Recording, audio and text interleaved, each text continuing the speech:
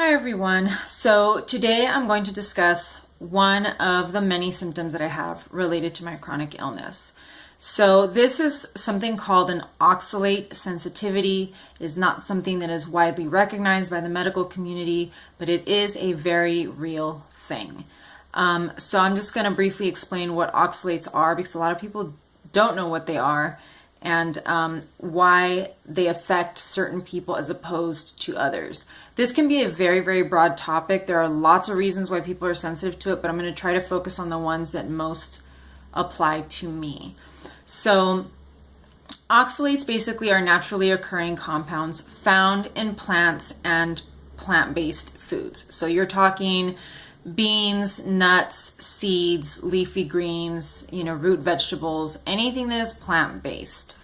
They are not digestible to humans, and typically they are metabolized by good gut bacteria and then you poop them out. So a healthy human body that is functioning normally can metabolize these, get rid of them. You don't even know that they're there. You're never going to feel them. You don't even realize that they're in your body and they just come out. In sick people, though, oxalates form into sharp-edged crystals that can cause pain as they are stored throughout the body. And so, they're crystals no matter what, and whatever person they're in. But in sick people, these sharp crystals actually manifest as a problem somewhere in the body. So for me, I believe, and oxalate sensitivity can be caused by a variety of things, but for me, I believe it is caused by a bad gut. So my gut bacteria and, the general condition of my gut is not good. So I do not metabolize oxalates properly.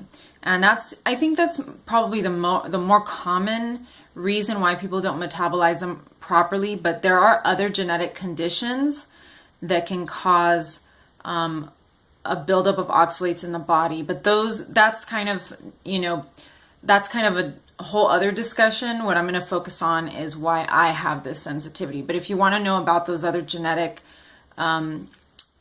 predispositions for this, you can Google oxalates and that usually comes up. I think it's called like oxalosis or something like that.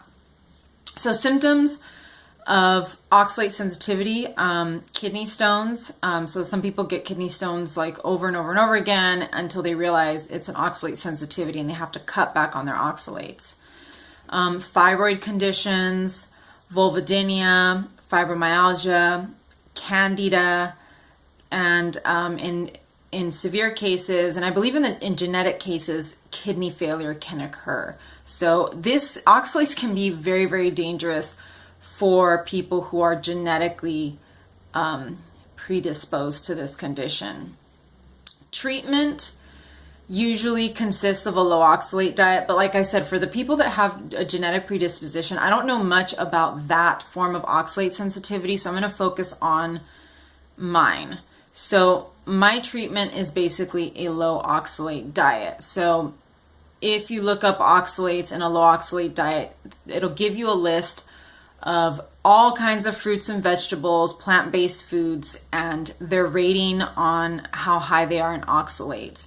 And also, depending on how you cook these vegetables or these plant-based foods, oxalates can be reduced or they can actually be increased depending on how you prepare the food. So for me, my oxalate sensitivity manifests as vulvodynia. And if you don't know what vulvodynia is, it's a condition that affects women, obviously, because men don't have vulvas. But for women, it can be a very painful condition, and it manifests as sort of an irritation in the genital and the rectal area. You can actually have bleeding when you go to the bathroom. And it just feels like you have lots of paper cuts in that area.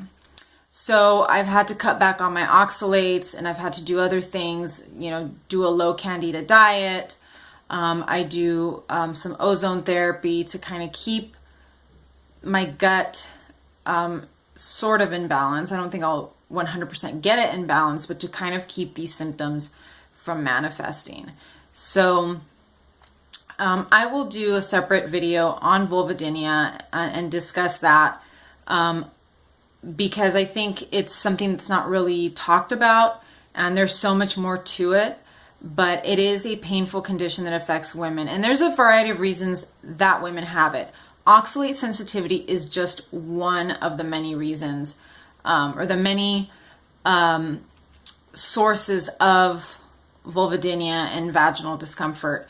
So, you know, it is, again, another sort of broad medical condition that can come from a variety of places. So for me, it's important to maintain a low oxalate diet. I have not noticed that some people report joint pain with a high oxalate diet. Like I said, fibromyalgia and other issues. Skin, I think there are skin issues related to oxalates as well. For me, like I said, it mostly manifests as vulvodynia. So that's one symptom of my chronic illness. And if you want to take a look at the other symptoms I have, I will have more videos posted here on this playlist of my symptoms so that you can check it out. And you can see that my chronic illness is not just one thing. It is a variety of things that stem from one condition, I think. So take a look at my other videos. Also take a look at my Thursday Thoughts. Visit my YouCaring page. The link is always in my bio. And I will see you guys again very soon.